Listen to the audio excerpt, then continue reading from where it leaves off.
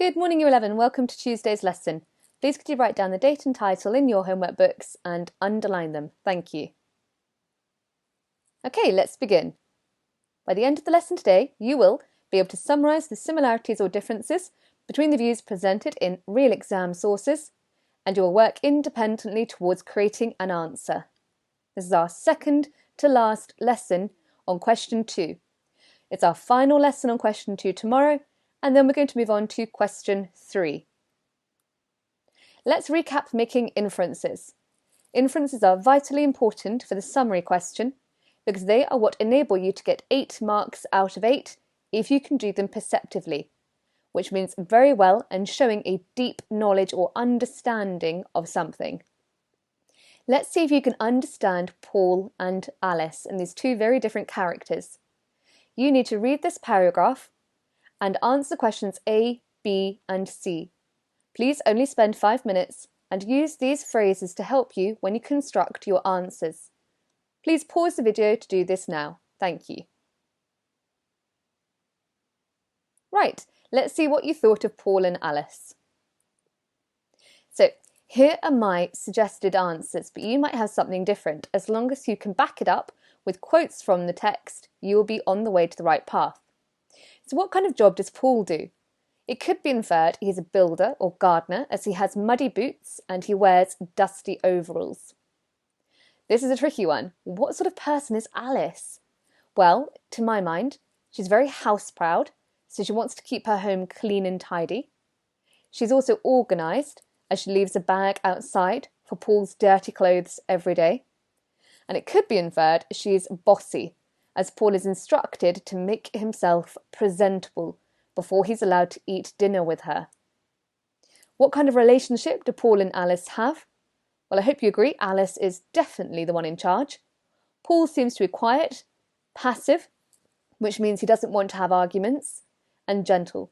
He seems to obey her commands and expectations. He probably is also quite a patient man, and he seems to accept her control. You may have some different inferences to me.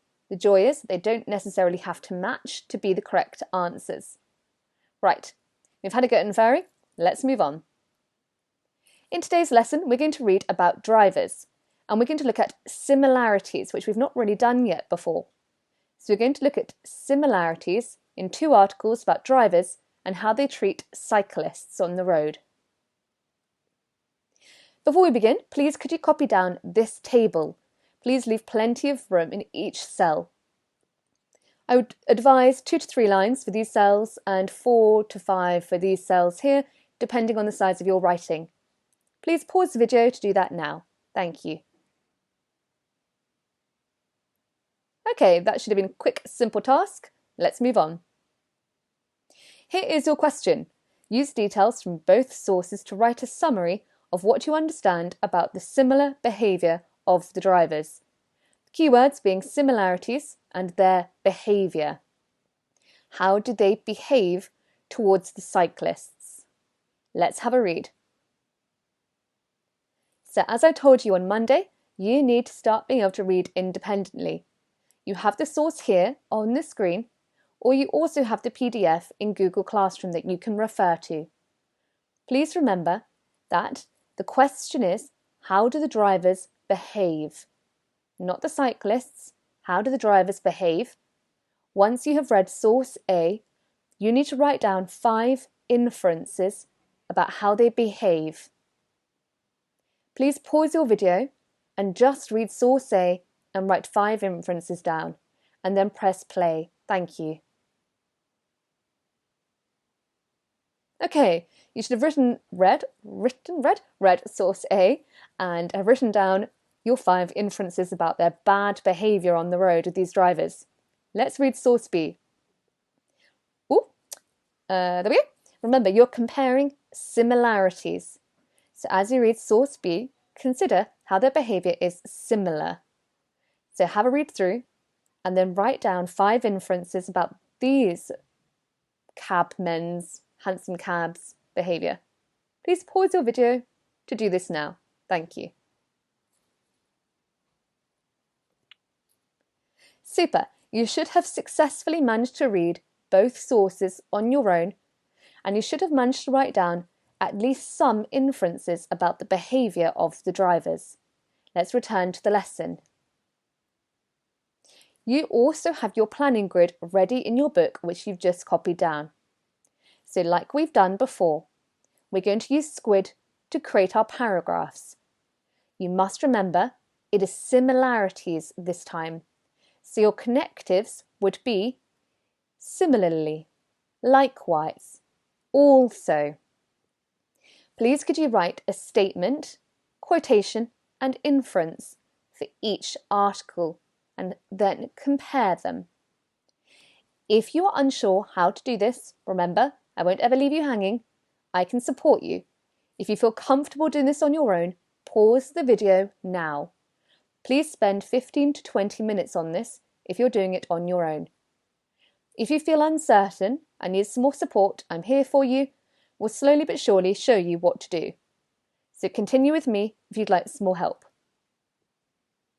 So, here are some examples of statements you could make. In source A, the driver carries out irresponsible behaviour. Source B, similarly, they are also showing irresponsible behaviour. A second statement could be, the driver in source A puts the cyclist in danger of harm.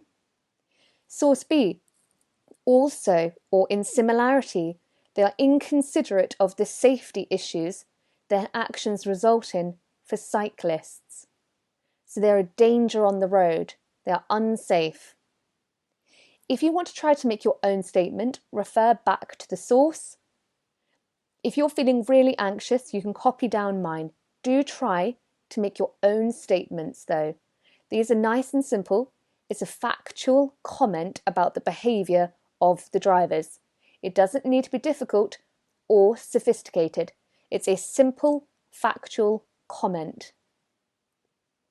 Then if you feel comfortable, choose quotations to match your statements or quotes to support mine. If you want more support, keep playing the video. If you feel comfortable going on your own now, press pause now.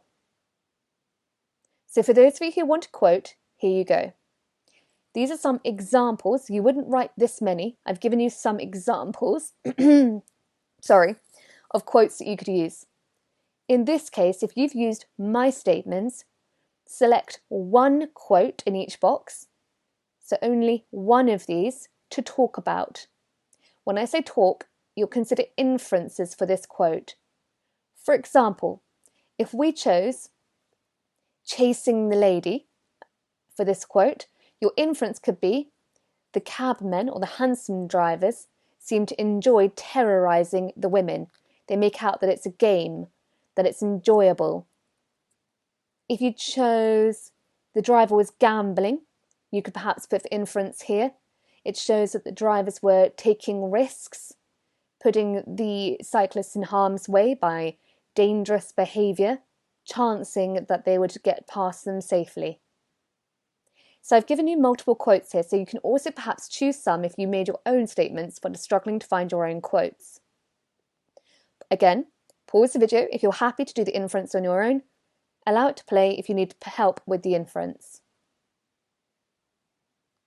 So here are my inferences. You could copy these down if you've really struggled, or you can create your own. Please pause the video now to ensure that your table is entirely filled in, either with your ideas or using some of mine for help. Right, last part of the lesson. Here's a model answer for you. Please read this paragraph carefully, copy it out, and underline or highlight and label the squid in each paragraph. Remember statement, quote, inference, difference or comparison. Once you've done this, the lesson will be over. And the lesson is completed. Well done, ladies and gents, for more hard work. I will see you tomorrow, where we're going to start with tomorrow we finish question 2. It's the day after. We're going to start with question 3. Have a wonderful rest of your day. Bye.